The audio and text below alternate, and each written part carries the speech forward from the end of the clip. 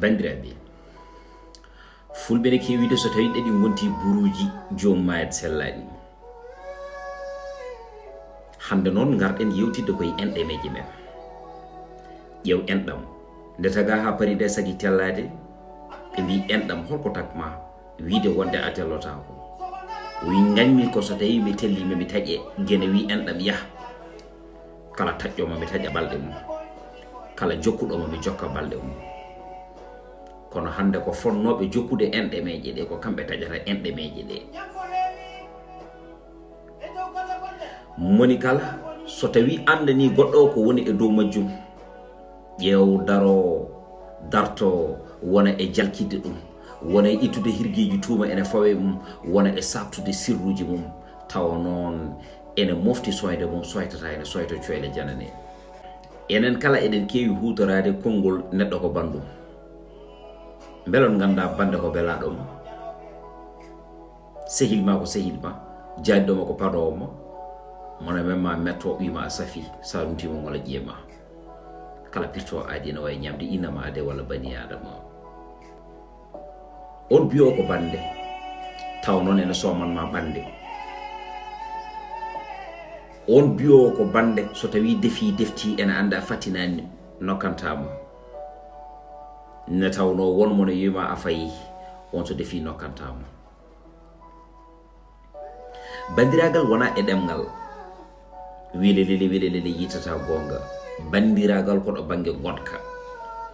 so tawi aɗa wattori bande ko bande, aɗa andi ɗum ɗo tigui rigui ha joni wawana ɗum, anon ko bawɗa mbaɗana ɗum.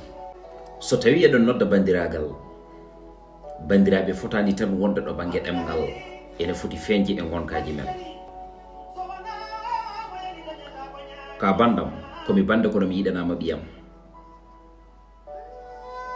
ka bandam komi pullo ka pullo kono hakkude men tigui rigui ha joni wonko heƴani ɗon nde tawno o wona pasam. ka bandam komi bande a ardata komi ne tawno ɗum gila dawa dawi, onon on mbawa ardade min. ka bandam komi bande kono noon ɓiyam yo reno yettade galle mon, yo reno tigui rigui ha joni ñamde galle mon, ne tawno so tawi ñamdu yonti wona kañum foti yarde ɗon, wona kañum foti ñamde ɗon, ala ko ɓiye o foti ñamminde ɗum. hakkude ma e oɗo dewgal wawa heejo ɗon a dañat hunde tan dokka ɗum. ɗum foof noon addi ɗum ko Allah hulaka enɗam renaka, diine teddinaka, ko kalis ittana gueɗal. jiya neɗɗo renday ma hinde, neɗɗo renday ma leñol, neɗɗo renday ma asko, neɗɗo renday ma finatawa, neɗɗo renday ma donaɗi e gowaɗi, o ara o sohlay ma hunde mbasa sohliddemo e ko sohli ko. joom noppi boɗeji tubak boɗejo coyi, walla capato tigui rigui ha joni boɗejo nofru, aray ma wonko ɗamineɗa e mum ene sohli ɓiye mbiyami rokki, tawa anda on mo dokkata o, mo cikkata wawi jogade o wona kañum wawi jogade, ala komo cikkata wawa jogade o ko ononi jogoroɗo.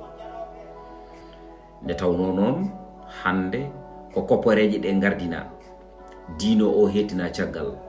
ɗum waɗi noon moni kala ƴewata koko manata ɗum wona ko malata, koko manata ɗum ko iyata. ne tawno ko malatma ko e ko manatma ko giɗo, so ari suɓa ko malatma ko, gacca ko manatma ko, ne tawno malu ene dusma halakara kono manore haadi koye aduna. sa dañi wallu bande, ne tawno aduna o ko bul kone tournata. hande ko nangue ma jangano wawi wonde nangue makko, kono noon sa yeccitinomo mo ene woni tigui rigui ha joni nangue ma nde, janggo so woni nangue makko konko ɗo yeccitoma. nde tawno aduna o kala ko joɗen koko luɓata, te kala ko ñamdirɗa ɗum woni ko joɓeteɗa. musidɓe tedduɓe, tinnodiren e nder koye men, jiɗɗodiren e nder koye men, jaggodiren e nder koye men, gittodiren kumpa e nder koye men, paamen wonde gaga enen leñol ngol en dañata fartangue yo yetto ɗo foti yettade. nduɗe kala ne nanɗa ɗum andu wona asaman ko caali. Le groupe Dialalo vous présente la voix d'Orfulaniya Abdou Camara au centre Jacques Chirac. Bandiraɓe muhuma ho jogori wadde follere moñño holko jogori wonde tembo sona albarka pulago ne tawno kala ko yumti ko pulago. Ɗum noon ko le 3 juillet, oui le 3 juillet, sous le haut parrainage effectif son excellence le président de la République Monsieur Macky Sall et de la première dame du Sénégal Adja Marième Faye Sall. Parrain ji di Samba Ndiobène Ka, ministre du développement communautaire et de l'équité sociale. Arnaud Diop, PDG du mouvement ASD ànd ak askan wi. Gorgui Ba, chef d'entreprise de l'agence immobilier Ba et Frères. Les marraines Madame Oumou Moussa Pam, femme d'affaires. Madame Dieynaba Diallo, dame de fer.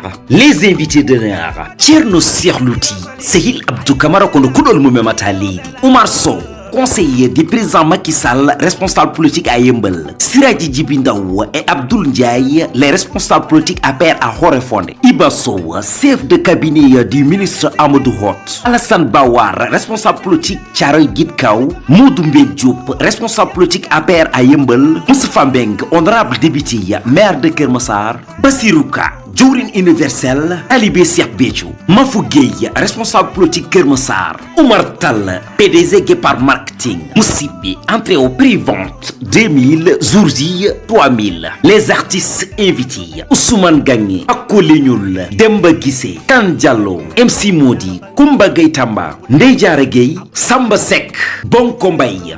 Infoline 77 824 59 43 78 603 94 41. Musidɓe est ce que oɗon gandi oɗo concert ko avant goût ne tawno caggal julde emin poti yillade Fouta Coumba yumen so ɗon pari nodde e numéro ji ɗi. Kono noon fulɓe ne kewide ko yuuɗi ala e darnam ñana hen ma muhuma ha wat fallere moño tigi rigui iggi ha rigui.